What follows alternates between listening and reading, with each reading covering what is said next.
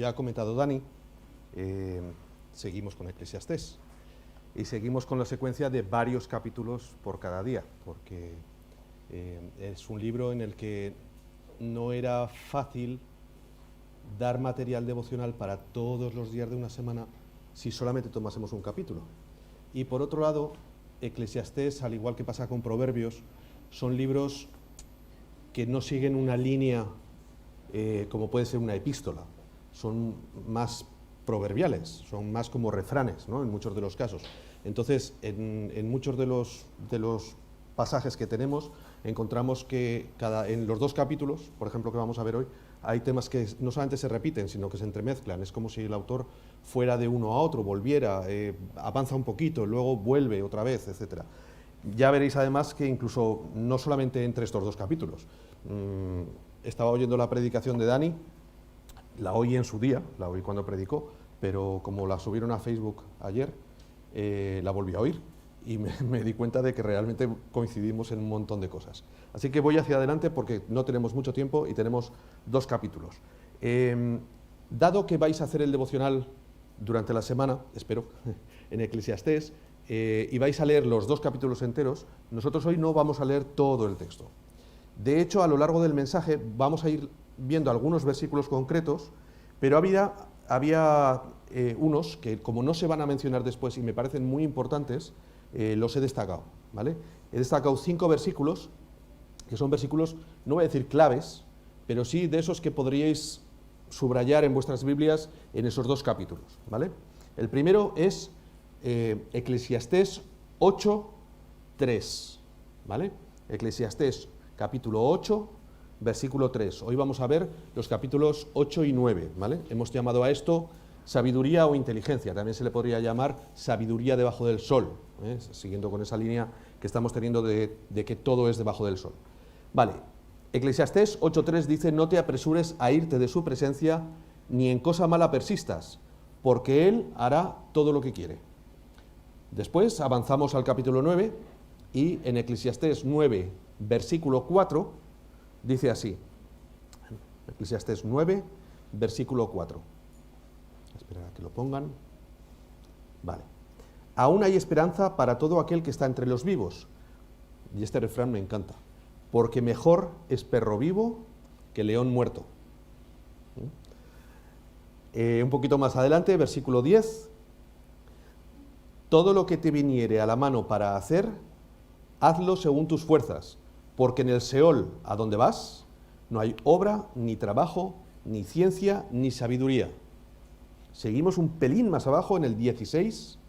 Entonces dije yo, el predicador en este caso, mejor es la sabiduría que la fuerza, aunque la ciencia del pobre sea menospreciada y no sean escuchadas sus palabras. 2 versículos más abajo, el 18, mejor es la sabiduría que las armas de guerra, pero un pecador destruye mucho bien. ¿Vale? Esos versículos os los dejo ahí, los que tomáis notas, o veis luego la predicación, o la escucháis después, si queréis podéis repasar. Esos versículos son de aquellos que podríais subrayar, porque en el conjunto enumeran bastantes de los aspectos que se tocan en los dos capítulos. Vamos a ver, para empezar, qué es inteligencia y qué es sabiduría. Vamos a hablar de estos dos conceptos como introducción antes de entrar en los puntos principales.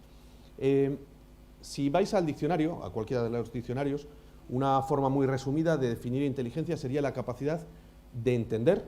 Por eso cuando alguien habla y no se le entiende se dice que es ininteligible, ¿vale? Es la misma forma. O de aprender.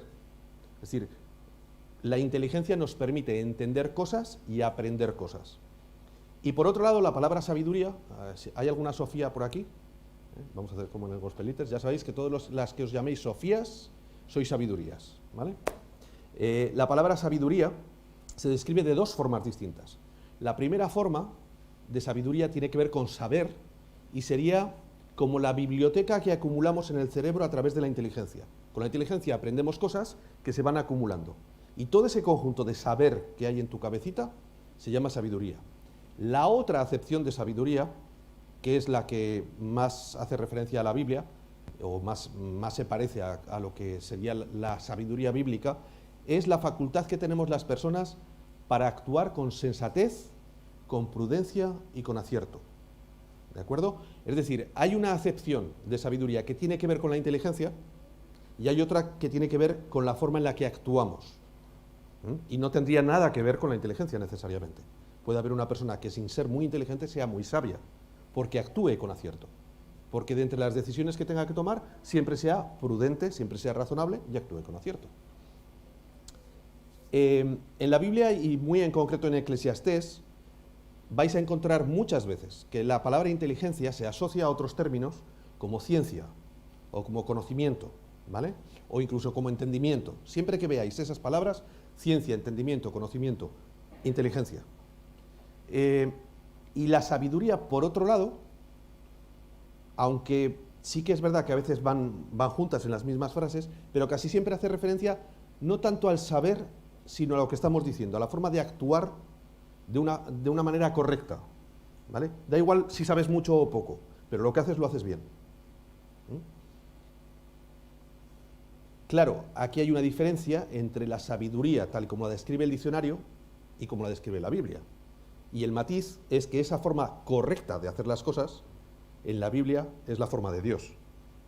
No es una forma subjetiva. No es algo que queda al criterio de lo que podamos juzgar todos. Yo puedo juzgar que una persona ha actuado prudentemente o no, pero cuando hay algo escrito que dice lo correcto es esto, hay a dónde aferrarse, y en ese caso sería la Biblia, ¿de acuerdo? En la Biblia se le da más importancia a la sabiduría que a la inteligencia. Ojo, no estoy diciendo que no se le dé importancia a la inteligencia. Estoy diciendo que se le da más importancia a la sabiduría que a la inteligencia. ¿Es mala la inteligencia? Evidentemente que no. O sea, sería una tontería. Es un atributo que si lo ponemos en manos de Dios puede ser muy útil, pero mucho, ¿vale? Pensad, por ejemplo, que José en la Biblia es una persona extremadamente inteligente. Daniel era un hombre extremadamente inteligente. Y el apóstol Pablo era un hombre extremadamente inteligente. Y hay otros muchos casos en la Biblia de personas muy inteligentes que pusieron sus talentos al servicio del Señor y fueron de gran utilidad para el pueblo de Dios. Entonces la inteligencia en sí misma no es mala. Pero fijaos, si vamos, no hace falta que lo busquéis, a Proverbios 2:6, vamos a leer que quien da la sabiduría y el entendimiento es el Señor. Es decir, la inteligencia, esa inteligencia buena, esa inteligencia adecuada, proviene del Señor. Y alguien dirá, bueno, pero las personas nacen inteligentes. Nacen inteligentes porque Dios quiere que nazcan inteligentes. De la misma manera que quiere que otros nazcan altos y que otros nazcan con ojos azules o ojos marrones. La inteligencia es algo que recibimos de Dios y cuidado, porque no es algo garantizado. Hay muchísimas situaciones en la vida que pueden hacer que personas muy inteligentes lo pierdan todo. Por eso, el mismo Salomón, que dedicó muchísimo tiempo y esfuerzo a adquirir conocimiento, lo podéis leer en los primeros capítulos de Eclesiastés, si vais a Eclesiastés 1, versículos 13 y 17, él mismo lo dice, y dediqué mi tiempo a investigar, y nombra prácticamente todas las áreas de conocimiento que existen. Y sin embargo, él mismo termina diciendo, en la mucha sabiduría hay mucha molestia, y quien le añade ciencia, le añade dolor. Y Pablo, en 1 Corintios 8:1, lo que nos dice es que el conocimiento envanece. Es decir, la inteligencia, incluso al servicio de Dios, tiene que ser controlada, porque es fácil que te llene de orgullo. Sucede lo mismo, por ejemplo, que con quien canta bien o quien toca bien, pero quizá más a quien canta bien porque es muy visible. Si pudiéramos hacer como a los emperadores, a los generales romanos, les pondríamos detrás a alguien diciéndole, eres humano, eres humano, eres humano. Porque es muy fácil, cuando termina un concierto de gospel, una aleluya, cualquier cosa así, claro, todo el mundo les va a decir, qué bien cantas. Y es muy, muy difícil refrenar, aunque sea un pequeño punto de orgullo. Con la inteligencia sucede lo mismo, ¿no? Entonces, por eso, Pablo dice, ojo con la inteligencia, porque el conocimiento te puede envanecer. Es el amor el que edifica. Con esto vamos a entrar en el primer punto. Y el primer punto lo vamos a llamar la verdadera sabiduría. ¿Vale? Ahí. Y fijaos que la verdadera sabiduría en la Biblia echa mano de la verdadera inteligencia. Y alguno dirá, espera, pero ¿hay una inteligencia que no sea verdadera? Sí, claro que sí, porque la inteligencia también debe estar basada en algo que vamos a ver que tiene que ver con Dios directamente. No vamos a buscarlos, os voy a citar algunos versículos para los que tomáis notas, y los voy a decir despacito para que los podáis apuntar. Proverbios 24, 14, ¿vale? Proverbios 24, 14. Isaías 11, 2. Efesios 1, 17. Colosenses 1, 9 y Colosenses 2, 3. Todos estos pasajes lo que muestran es una relación estrecha entre la inteligencia y la sabiduría, o entre el conocimiento y la sabiduría, pero siempre cuando están dirigidos hacia la finalidad que Dios ha establecido para ellos. Es decir, cuando Dios da inteligencia y da sabiduría, los da con una finalidad. Y esa finalidad la podemos ver, y este sí que lo vamos a leer, en Filipenses 1, versículos del 9 al 11. Filipenses 1, del 9 al 11.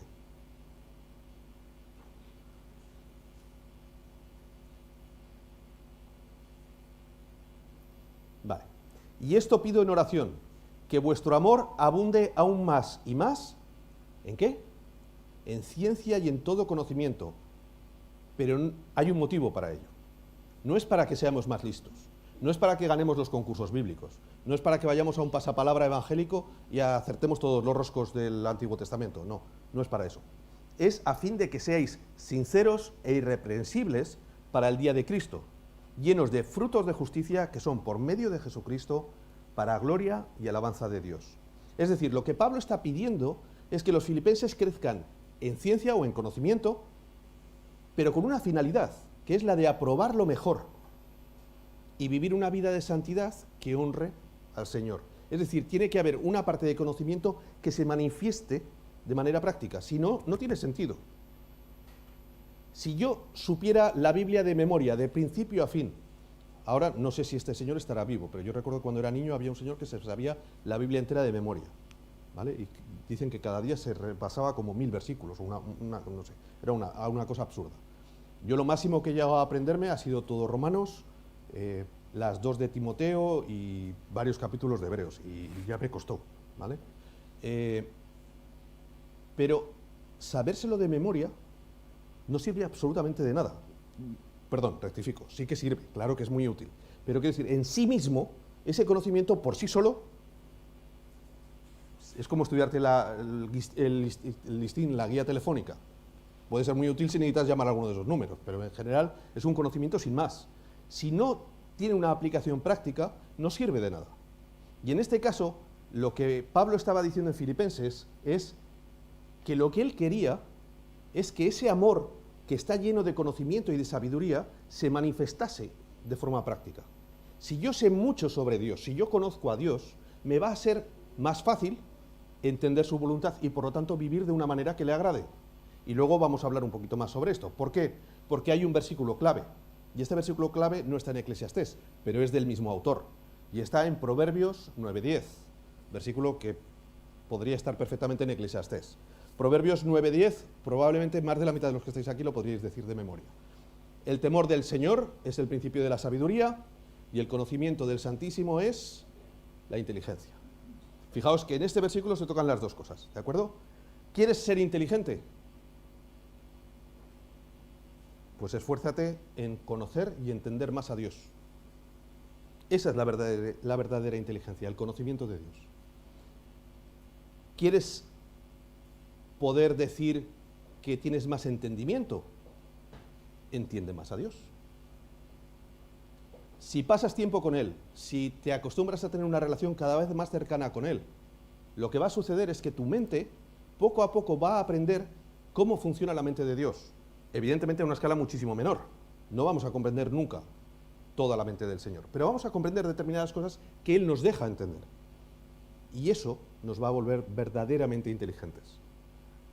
Eso va a suceder aunque no te sepas los libros de la Biblia de principio a fin, o aunque no seas capaz de resolver problemas de matemáticas. La conclusión del predicador de Salomón al principio del libro es exactamente esta misma. Por eso digo que aunque el texto está en Proverbios, podría estar perfectamente en Eclesiastés, ¿de acuerdo? Porque esto permea el libro de Eclesiastés de principio al fin.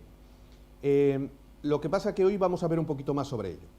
La verdadera sabiduría, según este versículo, es el temor del Señor. Es algo que en Proverbios, ni sé la de veces que aparece. Y hemos aprendido bastante sobre esto en otros mensajes, bueno, casi todos los mensajes anteriores han tocado algunos puntos y a mí no me gustaría ser muy repetitivo, pero si Salomón hace tanto hincapié tanto en Proverbios como en Eclesiastés, yo entiendo que es porque es importante. Entonces, pensad, la verdadera sabiduría no consiste en conocer las epístolas de Pablo de memoria, ni siquiera en interpretarlas.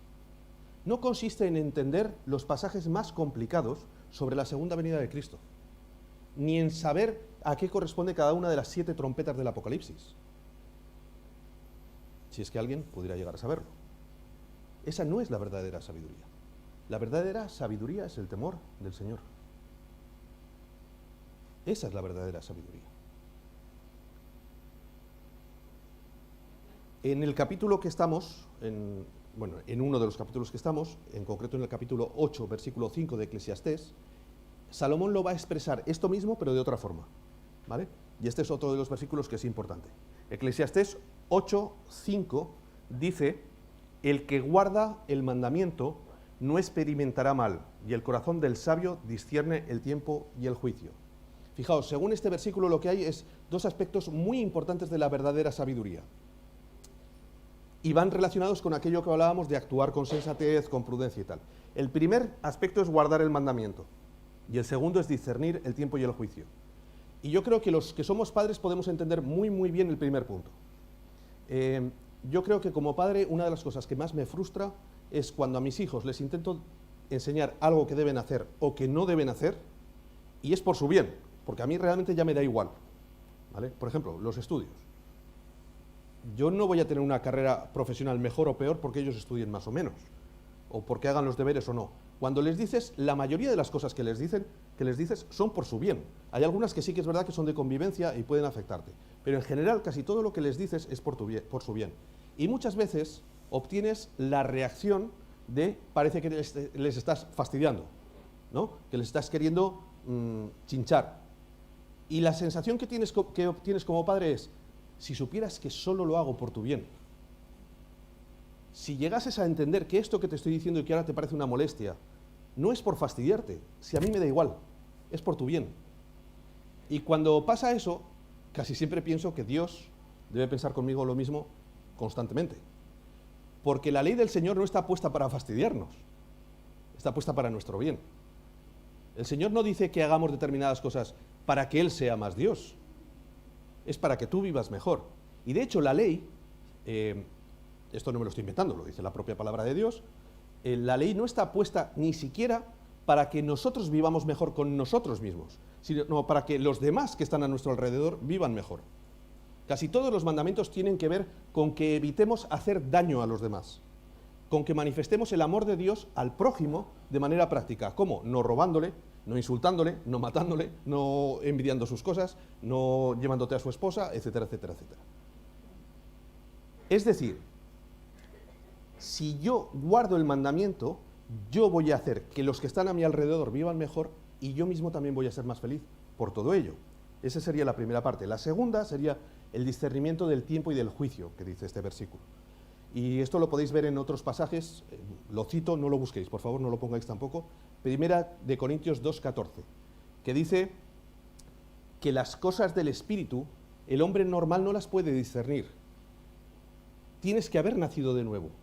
Tienes que tener un espíritu vivo dentro de ti para poder entender estas cosas, para que haya este discernimiento. Y cuando consigues eso, sucede algo muy, muy bonito. Y es, ¿os acordáis de Salomón, el autor de Eclesiastés y de Proverbios? Cuando él empieza su reinado, Dios le dice: pídeme lo que quieras. Esto lo podéis leer si queréis en Primera de Reyes 3:9, ¿vale? No lo busquéis ahora tampoco. Y lo que Salomón pide es que le dé un corazón entendido para discernir. Lo que Salomón pide no es sabiduría, se le parece, pero no es sabiduría, es inteligencia. Lo que él quiere es poder entender los tiempos, poder entender las razones, poder coger la mente del Señor y verla de una manera tan clara que pueda guiar a su pueblo como si fuera Dios mismo guiándolo. Y al Señor esto le encanta, dice, has dado en el clavo. Lo que has pedido es perfecto. Has pedido tener mi mente en ti. Y por lo tanto no solamente vas a tener lo que has pedido, sino todo lo demás. Fijaos, por ejemplo, que poco después, en otro libro, en Primera de Crónicas 12, se dice que los hijos de Isaacar eran expertos en discernir los tiempos y que de esa forma sabían lo que Israel debía hacer. Debía ser como el oráculo. ¿Vale? ¿Os acordáis de las películas en las que van al oráculo allí a la montaña arriba y le preguntan al viejo allí, ¿debemos ir o no ir? ¿Vale? Pues estos eran los de Isaacar. Entonces, fijaos, aparte de todo esto que ya hemos visto, lo que debemos entender es que la verdadera sabiduría lo que implica es entender las respuestas de Dios. Es tener una relación tan estrecha, tan íntima con Él, que hables con Él, que le expongas toda tu situación, toda tu vida, de manera natural, que converses con Él como conversarías con una persona a tu lado, y Él te vaya indicando y tú veas lo que debes hacer en cada situación de tu vida. Discernir los tiempos significa que sepas qué debes estudiar, con quién te debes casar, si debes cambiar de empleo o no, dónde debes vivir, si ha llegado el momento de tener hijos o no. Todas esas cosas, y muchísimas más, todo eso es discernir los tiempos. Y para eso hace falta pensar con la mente del Señor. Y no podemos pensar con la mente del Señor si no pasamos tiempo con Él. Es imposible. Eso nos lleva al segundo punto del mensaje. He traído el vasito porque me va a servir visualmente para que entendáis una cosita. El año pasado sucedió algo en la NBA, ya sabéis que a mí me gusta el baloncesto, y sucedió algo que es común en muchísimos deportes. Pasó en la NBA, pero pasa en montones de deportes. Había un partido decisivo, era la final de la conferencia este, y en la NBA, aunque es una liga norteamericana, bueno, estadounidense, juega un equipo extranjero, que son los Toronto Raptors, que es un equipo canadiense, un equipo que jamás había ganado el campeonato, ¿de acuerdo? Imaginaos un país entero agrupado en un solo equipo, ¿vale?, contra todos los equipos de los otros países. Y en ese equipo, el año pasado, bueno, y este año también, juegan dos jugadores españoles, Marc Gasol y Serge Ibaka. Cuando estaban jugando la final de la conferencia, que es el paso previo a jugar la final de la NBA, en el último instante del último partido, iban perdiendo y necesitaban meter una canasta final para ganar. En el último segundo, el jugador más importante del equipo, que es Kawhi Leonard, tira el balón sin ángulo, desde la esquina, medio cayéndose, el balón sale y a lo que llega a la canasta, pega en el aro y sube para arriba. Cuando el balón está aquí, nadie lo puede tocar, ¿vale? Tienen que dejarlo y que pase lo que pase. El balón vuelve a caer y vuelve a tocar en el aro. Y de aquí pasa aquí. Y de aquí pasa aquí. Claro, eso, imaginaos a todo el mundo, viendo cómo el balón bota. O sea, es de esos segundos que se convierten en horas para los que están allí, ¿no? Y después de 4 golpes en el aro, el balón cayó dentro. Los Toronto ganaron ese partido, ganaron esa eliminatoria y al final ganaron la liga. Y significó para muchos jugadores, por ejemplo, para Marc Gasol y para Serge Ibaka, significó un cambio radical en sus carreras. Pero dependieron de una cuestión de centímetros. Ese balón podría haberse salido fuera. ¿Cuántas veces en el tenis, no, ha habido bolas que han tocado en la red y si pasan para allá es punto y si se quedan aquí no lo es? Hay una historia que no sé si la conocéis, pero aunque Graham Bell se conoce como el inventor del teléfono, él no inventó el teléfono. Él patentó el teléfono. Pero el inventor del teléfono fue un italiano que se llamaba Antonio Meucci y que por muy poquito tiempo no consiguió patentarlo. Si lo hubiera patentado, ese sería el inventor del teléfono. Cuestiones de suerte. Estar en el momento justo y en el lugar adecuado, ¿no? O en el lugar justo y en el momento adecuado, da igual. Estar o no estar, la suerte. Y alguien dirá, ¿cómo que la suerte? Pues sí, la suerte. Porque nosotros como humanos vivimos la vida de forma lineal. Dani ya explicó bastante sobre esto, así que no voy a abordarlo mucho. Pero Fijaos que en el capítulo 3 y en el 4 de Eclesiastés se habla mucho sobre esto, sobre la línea del tiempo. Nosotros vivimos los eventos, tal y como estáis vosotros, así, de forma consecutiva, uno tras otro. Y el que viene después no lo conocemos. Es lo que está diciendo este texto de Eclesiastés en el capítulo 9, versículo 1. Ciertamente he dado mi corazón a todas estas cosas para declarar todo esto, que los justos y los sabios y sus obras están en la mano de Dios. Que sea amor o sea odio, no lo saben los hombres, porque todo está delante de ellos. Es decir, ellos, los seres humanos, vamos andando y no sabemos si lo que nos vamos a encontrar es amor o es odio. Dios sí que lo sabe, pero nosotros no. Es decir, que entonces nosotros nos encontramos con encrucijadas, con dos o con más opciones, y muchas veces tenemos que escoger una. Como hemos visto en el punto anterior, la sabiduría de verdad es que cuando llega a esa situación, nosotros, a través de la oración y de la lectura, podamos llegar a entender cuál es la voluntad de Dios. Pero os voy a preguntar a los que lleváis más años de fe, ¿siempre habéis visto clara la respuesta de Dios? Yo no. Yo ha habido veces que he orado y he leído la Biblia y he vuelto a orar y he vuelto a leer la Biblia y no tenía clara la respuesta. También es verdad que yo probablemente soy el más torpe de los torpes, pero conozco a muchos creyentes mucho menos torpes que yo que afirman que les pasa lo mismo, lo cual, mal de mucho, consuelo de tontos.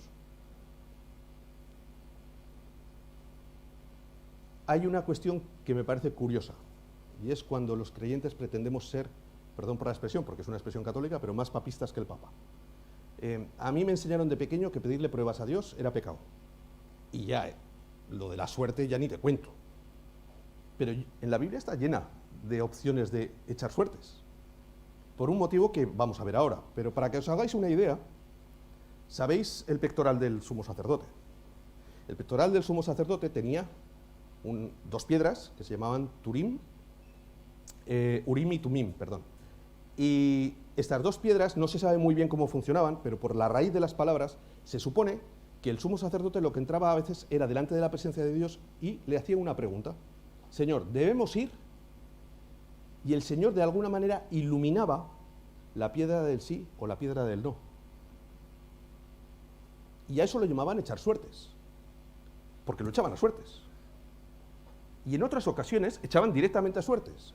Hay un texto de la palabra del Señor que dice, la suerte se echa en el regazo, pero ¿de quién es el resultado?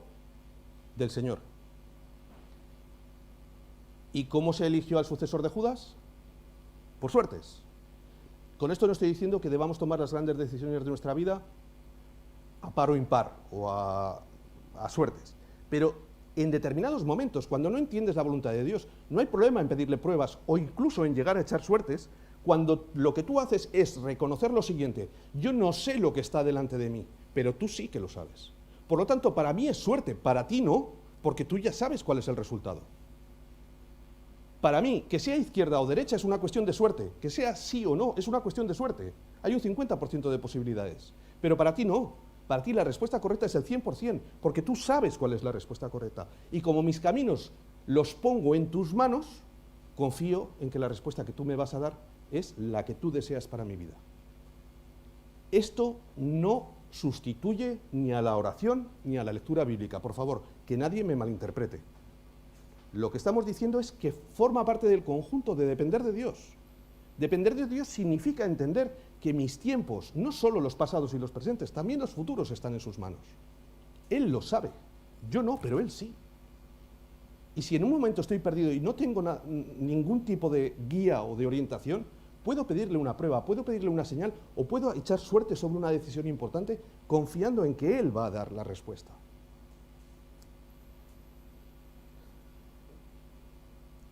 Decía mi tía, Marisol, la hermana pequeña de mi madre, que la casualidad o la suerte es Dios trabajando de incógnito. ¿Vale? Y terminamos ya, porque el tiempo me ha pillado, con el punto de la sabiduría para vivir la vida. Hemos visto sabiduría para entender la vida, ahora sabiduría para vivir la vida, y voy a ser muy rápido con esto. Supongo que sabéis que hace 2 días murió Chadwick Boseman. Para quien no lo conozca, es un actor que Bueno, es Black Panther para los que os gustan las películas de superhéroes, o 21 Puentes a los que os gustan las películas de acción, muy chula por cierto. Es un actor que recientemente había llegado a un gran éxito como actor, haciendo 4, 5, 6 películas por año, ¿vale? Y bien, además, buenas películas, reconocidas y tal. Y murió, nada, hace 2 días, con 43 años, por un cáncer de colon. Famoso, en forma, o sea, físicamente bien, en el auge de su carrera, pero dice Eclesiastés 8:8 que no hay hombre que tenga potestad sobre el espíritu para retener el espíritu, ni potestad sobre el día de la muerte. No valen armas en tal guerra, ni la impiedad librará al que lo posee. Después, dice en el 8, en el 12 y en el 13, aunque el pecador haga mal 100 veces y prolongue sus días, con todo yo también sé que les irá bien a los que a Dios temen, los que temen ante su presencia, y que no le irá bien al impío, ni le serán prolongados los días, que son como sombra por cuanto no teme delante de la presencia de Dios. Sabemos que a los que aman a Dios, todas las cosas les ayudan a bien. ¿Sabéis lo que me da muchísima pena? ¿Cuántas veces eso es un versículo precioso que se queda en teoría? Y luego cuando vienen los problemas o las situaciones me angustio y me preocupo en demasía. Estos días estábamos hablando sobre esto. Estamos viviendo una situación complicada. ¿Debemos vivir preocupados por el coronavirus? Sí. ¿Debemos vivir angustiados por el coronavirus? No. Ni por el coronavirus ni por nada. Podemos vivir preocupados. Podemos sentir la preocupación de una cosa. Es normal y es humano. Pero angustiarnos, no. Mis tiempos están en manos del Señor. Mi vida y mi muerte está en sus manos. Yo puedo ser la persona más sana del mundo y más fuerte del mundo y vivir en una burbuja protegida y morir como Chadwick de un cáncer de colon. Fulminante, 43 años. ¿Quién tiene el control sobre su vida? Y la conclusión que da el autor de Eclesiastés es, entonces, disfruta los días que Dios te da sobre esta tierra. Porque hay otro error, y esta es la conclusión, hay otro error que a veces cometemos los cristianos. Yo mismo lo cometo algunas veces, y es pensar que la tierra y esta vida solo es sufrimiento y que vivo con la esperanza de la vida eterna. Y no es verdad. No es verdad. Claro que en esta vida hay pruebas y hay dolor. Y el Señor nunca dijo que estaríamos libres ni de la enfermedad, ni del paro, ni del coronavirus, ni de la muerte. Pero Dios también permite que disfrutemos esta vida. Y que la disfrutemos sabiendo que nuestros tiempos dependen de Él, que son suyos, que Él nos da todo lo que tenemos. Yo me he acostumbrado estos días, cuando digo estos días, hablo ya de un par de años, a cuando me levanto, darle gracias porque estoy vivo. Y no es porque no prefiera estar en el cielo, sé que estaré mejor en el cielo, pero le doy gracias porque significa que Dios tiene a bien darme un día más de vida con un propósito. Y como dice un buen amigo mío, no todos los días son iguales. No todos los días son iguales, aunque lo parezcan. Aunque la rutina parezca la misma, ningún día puede ser igual que el otro. ¿Sabes por qué? Porque es un día especial que nos ha dado Dios, para que lo vivamos para Él, para que con inteligencia y sabiduría lo conozcamos más a Él y vivamos más de acuerdo a ese conocimiento. Tengo un desafío para vosotros. Tenéis, de momento, un día de vida. Si Dios quiere, una semana. ¿Qué vais a hacer con ella? ¿Os podríais desafiar a vosotros mismos a pasar más tiempo con Dios esta semana y conocerlo más? ¿A poner delante de Él alguna decisión que tengáis que tomar o alguna situación que estáis viviendo y pedirle que Él dé la respuesta?